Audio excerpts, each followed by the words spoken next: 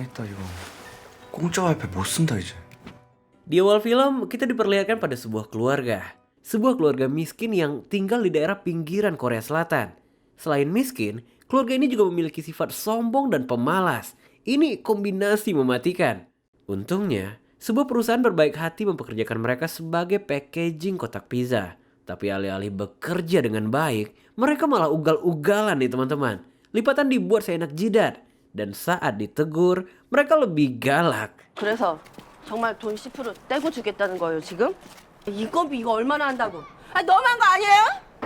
Mari kita berkenalan dengan keluarga unik ini. Sang ayah bernama Kim Tae, mantan petugas parkir valet. Ibunya bernama Chung So, pernah punya prestasi lempar lembing. Tapi udah lama banget. Anak pertama sekaligus aktor utama kita bernama Kiwo, a.k.a. Kevin. Pernah melakukan 4 kali percobaan masuk kuliah, gagal semua. Dan adiknya bernama Kijung, a.k.a. Jessica, tamatan SMA yang kini lebih aktif di warnet. Lanjut. Uang packingan pizza siang itu akhirnya membuat mereka bisa makan enak di malam harinya. Tapi lagi-lagi, geografis nggak mendukung rumah itu untuk damai sebentar aja. Seorang preman kampung menganggap jendela mereka adalah sudut jalan tempat kencing. 소리라도 좀 질러봐. 지르지 마. 뭘 잘했다고 쳐다봐? 네 친구 박력 있다. Untungnya, seseorang datang dan menyelesaikan preman itu. Dia adalah Min, teman akrab Kiwo aka Kevin. Tujuan kedatangannya adalah untuk memberikan bingkisan hadiah dari kakeknya. Namun mengetahui bahwa isi bingkisan itu hanyalah batu antik, wajah sang ibu seketika berubah nih teman-teman. 먹을 거 사오지. Ternyata, tujuan kedatangan Min lebih dari sekedar bingkisan. Dia memerlukan bantuan Kevin untuk menggantikan posisinya sebagai guru private. Lagi pula, mengajar anak SMA bukanlah hal yang sulit. 아, 괜찮을 거야. 일단 내 소개로 가는 거니까. 응, 그럼 뭐. Di malam harinya, ijazah palsu langsung dibuat.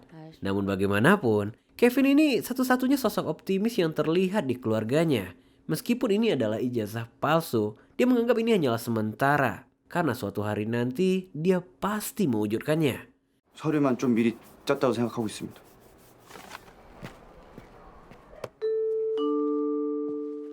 Singkat cerita, sampailah Kevin di alamat tujuan. Kevin dibuat terkejut di sini. Ternyata, murid sahabatnya itu adalah anak dari seorang konglomerat bernama Nathan Park. Kegugupan mulai meningkat di sini karena Kevin akan segera berhadapan dengan orang tua murid. 뭐 서류 이런 건 필요 없고요. Wanita itu bernama Yeon Kyo, istri dari Mr. Park. Sifat dari wanita ini benar-benar definisi dari kebaikan. Dia bahkan gak begitu memperdulikan tentang ijazah palsu Kim Wo karena dia memegang tinggi prinsip rekomendasi. Namun satu kalimat membuat Ki Wo seketika merinding karena nyonya besar ingin mendampingi anaknya di pertemuan pertama ini. Calon muridnya itu bernama Dahai. Alih-alih membahas kemampuan akademis, Ki Wo lebih berfokus pada teknis di sini. Dan yang membuat shock, Ki Wo tiba-tiba menyentuh tangan anak itu. 만약 지금 실전 수능이고 이게 첫 문제였으면 넌 시작부터 완전 엉킨 거야. Ternyata, dia tengah mengukur tingkat kepanikan Dahai melalui detak jantungnya. Dahai diminta untuk rileks, karena kepanikan hanya akan merusak fokusnya. Kepercayaan diri yang dimiliki Ki Wo berhasil menyelamatkannya. Gaji bulanan langsung diterima di malam itu. Ki Wo juga disediakan fasilitas selama mengajar. Namun sebelum meninggalkan rumah itu, mereka tiba-tiba diserang oleh seorang bocil. Siap, dia adalah anak bungsu dari keluarga itu yang bernama Dasong. 우리 다송이는 완전 예술가 체질인데. Dasong dikenal sebagai bocah tantrum. Dia sangat menyukai seni dan hal-hal berbau Indian. 다성이가 워낙 통제가 안 되기도 하고. Kalimat ini gak disia-siakan oleh Ki Wo karena dia mengaku mengenal seorang guru seni lulusan Amerika. Dijelasin tuh semua speknya dengan panjang lebar. Dan alhasil, 근데 이 친구 약속 잡기 되게 어렵다던데. yes, di keesokan harinya sosok Jessica langsung dibawa ke rumah itu. Jessica yang dimaksud adalah Ki Jung, adik kandungnya sendiri. Sedangkan Ki Wo mengaku namanya sebagai Kevin di sini. 다혜야. Mengetahui kehadiran Jessica, Tahai kesal. Disinilah dia ceritakan yang sebenarnya. Adiknya sebenarnya bukanlah bocah tantrum. Semua sifat itu hanyalah dibuat-buat untuk menarik perhatian sang ibu. Namun di balik hal ini, Dahae juga sinis pada Jessica. Dia seperti mencurigai wanita ini. 제시카 여자친구죠. 관심 있으셨구나. Ya, untungnya ini hanyalah kecemburuan. Ternyata anak konglomerat itu telah jatuh hati pada Kevin. Dan apa yang dilakukan Kevin? Dia masuk dalam permainan ini.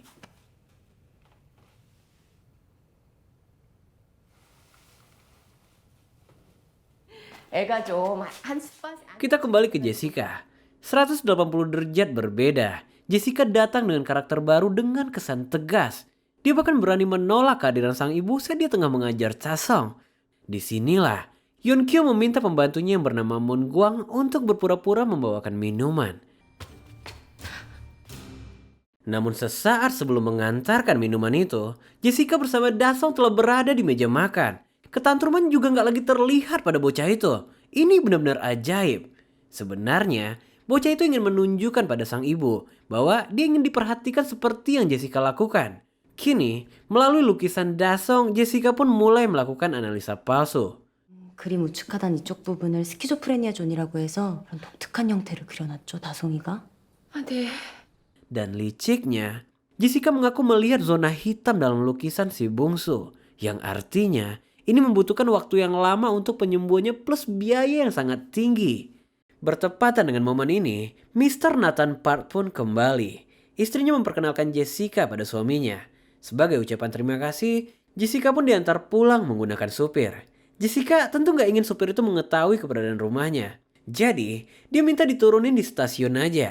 Namun perhatian dan kekhawatiran pria itu membuat Jessica melihat kesempatan. Entah apa yang dia pikir, dia membuka celana dalamnya dan meninggalkannya di mobil itu. 아빠 옛날에 대리기사 뛸 때 벤츠도 많이 몰아봤나?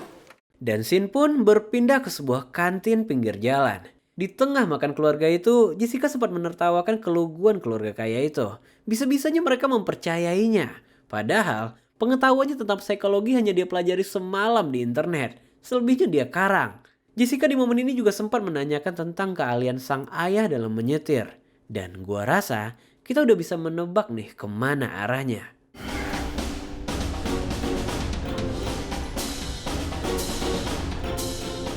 Singkat cerita, sampailah pada malam harinya. Mr. Park akhirnya menemukan perangkap Jessica. Bau dan bentuk sempak itu tentu sangat murah bagi CEO sekelas Mr. Park. Penemuan ini pun segera dia beritahu pada istrinya. Gimana bisa seorang supir yang sangat dia percaya bercumbu di mobil bosnya? Hal ini seketika menghapus semua pandangan baik mereka pada supir itu. Jessica yang tengah mendengarkan seluruh percakapan ini segera keluar dan menginterupsi percakapan. Ini momen yang tepat, karena dialah orang terakhir yang diantar oleh supir itu. Menggunakan rangkaian kata manipulatifnya, Jessica akhirnya berhasil meyakinkan Yeon-kyo. 아무튼 그 윤 기사가 관두게 됐어요. 약간의 아, 근데 의외네. Tentunya, Jessica segera memanfaatkan situasi ini. Dia mengaku memiliki kenalan seorang supir, mantan dari supir pamannya. Diikuti dengan beribu bualan manis, nyonya besar pun akhirnya kembali terkelabui. 제시카 쌤이 어릴 때부터 쭉 봐온 분이니까 이게 얼마나 마음이 놓이냐고 일단. 믿음의 벨트? 요게 Di keesokan harinya, Kevin segera membawa ayahnya ke showroom Mercedes-Benz. Karena ayahnya nggak boleh terlihat gaptek saat menyentuh mobil bosnya kelak. Dan usaha ini akhirnya terbayarkan. Kemampuan mengemudi Ki-type mendapatkan pujian dari Mr. Park. Dan ini adalah lampu hijau dari keberhasilan. 길을 워낙 잘하시나 봐요? 38순 밑으로는 저도 한 가지는 오래 하신 분들 중요합니다. 생긴 건 둥글둥글한데 그년이 속은 아주 능구랭이야. Kini, seiring berjalannya waktu, mereka kini mulai mempelajari sikap Moon Gwang. Bagi mereka, pembantu ini adalah sosok paling berbahaya di rumah itu. Berdasarkan cerita Tahae, Bibi itu alergi akut dengan buah persik. Serbuknya dapat memicu alergi wanita itu hingga asma akut. Dari sini, strategi pun dikembangkan. 내가 방에 어디다 뒀는지 모르겠더라고. 사모님 Kevin bertugas sebagai eksekutor yang men-trigger penyakit itu. Sedangkan ayahnya bertugas sebagai dokumenter. Doktrin-doktrin sesat pun perlahan diberikan. Semua tindakan sebenarnya telah dipelajari secara sistematis. Yang pada akhirnya, si Bibi disalahkan karena mengidap penyakit TBC. Nyonya besar mungkin gak sepenuhnya percaya. Sebelum akhirnya dia menyaksikan 활동성 결핵 판정 받았다고 전화로 누구에게 막 얘기를 하는데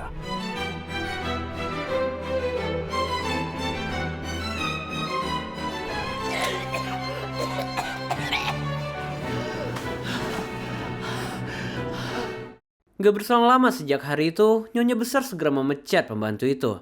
Ini cukup menyedihkan, mengingat wanita itu benar-benar mengabdi pada keluarga Park, dan kepergiannya pun gak mudah bagi mereka. Disinilah Kitai beraksi. Dia mengaku mengetahui sebuah perusahaan penyedia layanan yang bernama The Care. Bualan demi bualan pun terucap di sini. Seakan-akan itu adalah perusahaan eksklusif untuk orang-orang seperti keluarga Mr. Park. Alhasil, Mr. Nathan Park menerima masukan itu. 뭐 제 얘기는 하실 필요 없고요. 덕분에 뭐 이럴 때 생색 한번 내보는 거지 뭐.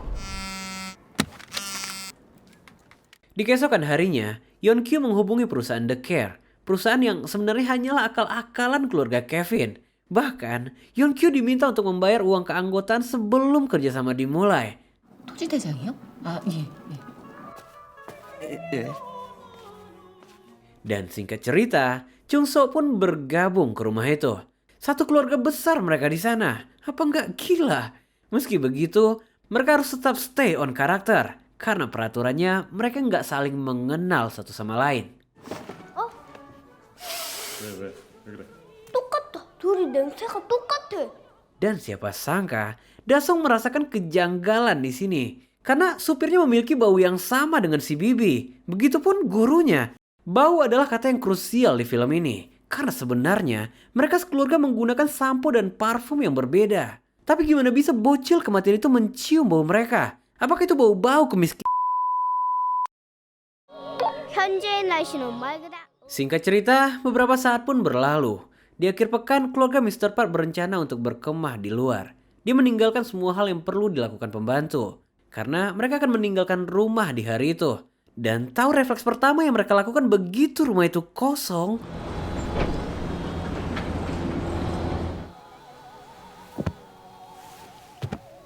Yes, mereka segera mengambil alih rumah itu. Lagak mereka bahkan melebihi si pemilik rumah. Gak cukup sampai di sana, mereka bahkan melakukan pesta di malam harinya. Ditemani dengan botol-botol minuman mahal, mereka membicarakan semua pencapaian sejauh ini. Bagaimanapun, mereka harus menyusun rencana berikutnya. Karena mereka harus memanfaatkan situasi ini. 이댁 식구들은 참 잘 속아, 그지?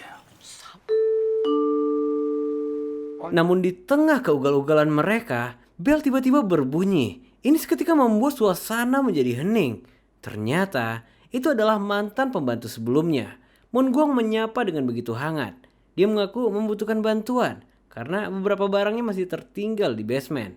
Dengan situasi yang berantakan seperti ini, mustahil bagi mereka untuk menerima permintaan itu. Tapi yang mereka lakukan... Ya, Chung-so membukakan pintu itu. Di sini, kita bisa melihat gesture aneh dari Moon Gwang. Dia berjalan menuju basement dengan sangat mencurigakan. Rasa penasaran akhirnya membuat Chung-so turun. Dan apa yang dia lihat...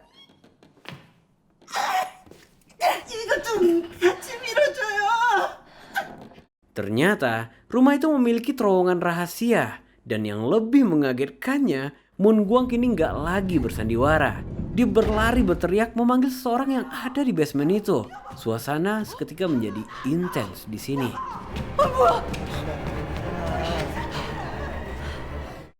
Ternyata, Moon Gwang menyembunyikan suaminya di bawah sana. Lelaki itu bernama Guanse. Ini tentu membuat Chung-so kaget. Ternyata bukan hanya mereka yang bermain di rumah itu. Bagaimanapun, Moon Gwang datang dengan damai. Dia meminta pengertian Chung-so sebagai sesama rakyat miskin. Mengingat mereka telah berada di sana bahkan sebelum Mr. Park membeli rumah itu. 아니 근데 도대체 언제부터 여기 산 거야 남편이? 어머 가만히 있어봐. 지금 4년째인가? 다송에 나가는데 이사 들어오기 직전 그 사이에. Yes, tanpa sepengetahuan Mr. Park. Desain yang buruk membuat pemilik sebelumnya nggak memberitahu Mr. Park tentang keberadaan bunker itu. Ternyata orang kaya di Korea Selatan rata-rata memiliki terowongan bawah tanah di rumahnya. Ini digunakan untuk bersembunyi dari Korea Utara ataupun emergensi lainnya. 저기 진짜 쬐끄만한 돈인 코딱지 같은 돈인데. 느낌 있어? Yes, Moon Gwang segera menyadari permainan ini. Dia mengambil video mereka. Ini bagikan kartu Uno reverse. Posisi berubah dalam sekejap mata. Kini, nyawa keluarga Kevin berada di tangan wanita itu. 미쳤어 지금? 그분들한테 왜? 가까이 오지 마.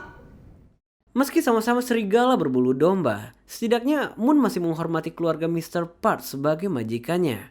Kini keluarga Kevin dijadikan bak tawanan. Satu perlawanan akan membuat mereka semua berakhir di kantor polisi. 똑바로 안 들어 이것들아. 손 번쩍.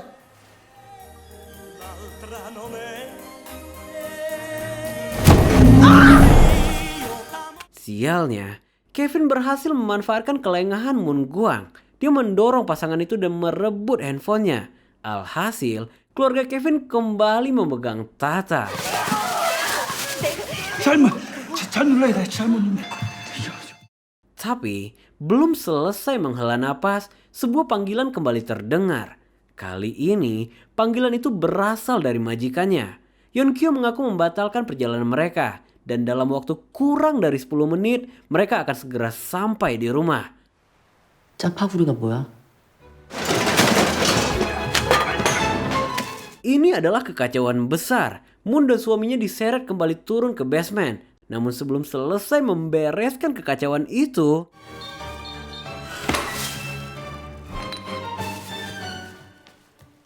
Mr. Park datang lebih awal. Beruntungnya, Moon berhasil melarikan diri. Dan yang terjadi...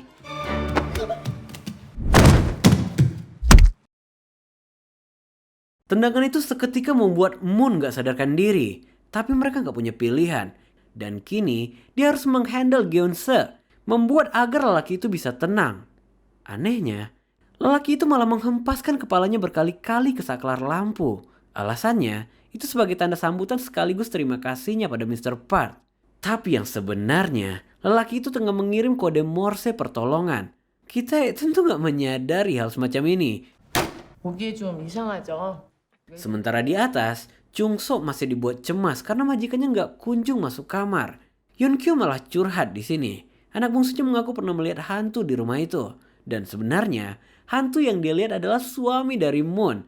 Ini terjadi saat dia berniat mencuri makanan di tengah malam. Dan lukisan setan yang selalu digambar oleh si bungsu adalah wajah dari lelaki itu. 난 그냥 여기가 편해. 그냥. 그래서 말인데. Sementara itu di lantai atas, persembunyian Kevin terciduk oleh anjing majikan. Dae terlihat sangat kebingungan. Dia turun dan mengambil anjing itu. Dan yang terjadi... 뭔데 그래? Yap, keberuntungan masih berpihak di sini. Dikala Dae mengandangi anjingnya, disinilah Kevin keluar. Mereka segera regroup untuk meninggalkan rumah itu. Namun yang terjadi... 아 이놈의 자식 진짜. Siapa sangka, bocah tantrum belum mengakhiri malamnya di hari itu. Dasong memaksa tetap ingin camping meskipun hanya di depan halaman rumah. Masalahnya, Kevin sekeluarga belum berhasil keluar dari rumah itu. Kini mereka semua terperangkap di bawah meja. Karena Mr. Park memutuskan untuk stay di ruang tamu sementara memantau putranya. 가만히 있어봐. 김 비서? 행주 삶을 변하는 멘트 뭐 있지? 그런 걸 합시다. Sialnya, Mr. Park kembali teralihkan pada bau busuk yang mengganggu penciumannya. Istrinya menyebut bau busuk itu sebagai bau khas supir mereka. Ya, dilecehkan di hadapan kedua anaknya. Di momen ini, Kim Tae telah melihat Inan ini secara personal. Namun, dingin malam gak ada yang tahu. Aktivitas suami istri pun terjadi di sini. Lagi-lagi, Kim Tae berada di situasi ini bersama kedua anaknya. Beberapa saat setelah majikan tertidur, mereka segera melanjutkan pelarian. Namun tiba-tiba... 왜 그러냐 오바. 푹신한 침대로 가서 자구려 오바. Kim Tae ditempatkan di situasi yang sangat berbahaya di sini. Untungnya, keberuntungan masih berpihak pada mereka.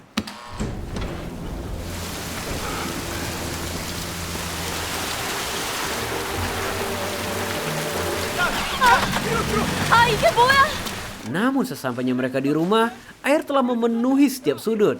Hujan telah membuat banjir besar di perkampungan itu. Ini momen yang benar-benar stressful. Gak hanya mengacau di rumah Mr. Park, tapi kekacauan yang sama juga terjadi di rumah mereka. Sementara itu di basement, Gaunse menemukan istrinya yang telah sekarat. Ini benar-benar membuat suaminya murka. Sebagai anak pramuka, Dasong melihat dan memahami kode Morse ini. Tapi jangankan mengadu, dia bahkan gak diperhatikan oleh orang tuanya.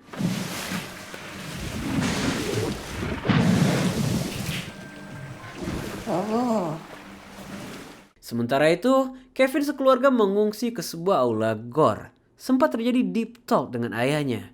Kevin penasaran rencana apa yang sebenarnya tengah disiapkan oleh sang ayah. Namun ternyata, lelaki tua itu gak merencanakan apapun. Karena baginya, rencana yang gak pernah gagal adalah tanpa rencana. Pemikiran ini jelas berbeda kontras dengan Kevin yang penuh perhitungan. 제가 책임질게요. 얘가 자꾸 나한테 달라붙는 거예요. 얘가 자꾸 날 따라와요. Singkat cerita, sampailah pada keesokan harinya. Di pagi itu, Nyonya Besar menghubungi Kevin dan Jessica untuk menghadiri pesta ulang tahun Dasong. Meski situasi nggak memungkinkan, tapi mereka juga nggak bisa menolak. Persiapan untuk pesta kecil-kecilan pun segera disiapkan di pagi itu. 그리고 선물 결제하지 말고 그냥 와요. Namun di sini, Kim Tae telah memperlihatkan sifat aslinya. Gak ada lagi senyum semeringah. Pikirannya seperti gak bisa lagi diprediksi di momen ini. Situasi ini diperburuk saat Yeon Kyo kembali mencium bau busuk saat berada di mobil. Wajah dendam dan kemarahan kini gak lagi bisa terelakkan. Dan kini, rumah perlahan mulai dipenuhi tamu. Rencana surprise pun telah dirancang. Mr. Park sebenarnya telah melihat perbedaan kontras pada supirnya. Tapi dia gak punya waktu untuk mengurus ini. 김 기사님, 그냥 뭐 이게 일의 연장이라고 생각하시고, 예? Namun di luar semua itu, Kevin tampaknya telah memiliki rencana sendiri nih teman-teman. Dengan memegang batu pemberian Min di hari itu, dia memasuki bunker seorang diri.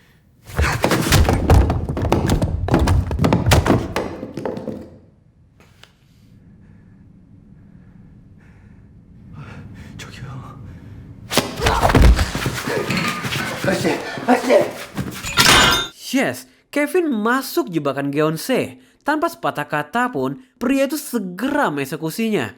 Dengan wajah berlumur darah, dia kini keluar dari basement. Belum diketahui apa yang dia rencanakan. Yang pasti, dia mengambil sebilah pisau sebelum bergabung ke dalam pesta itu.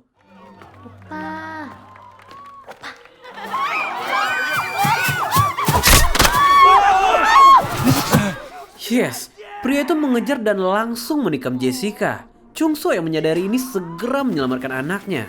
Sementara perkelahian berlangsung, sang ayah hanya bisa terdiam.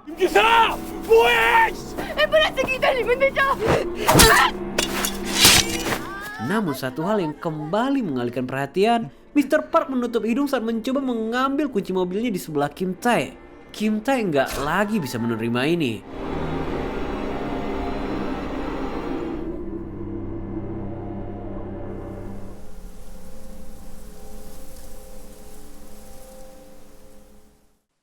한 달 만에 눈을 떴을 때 지금 웃는 건가?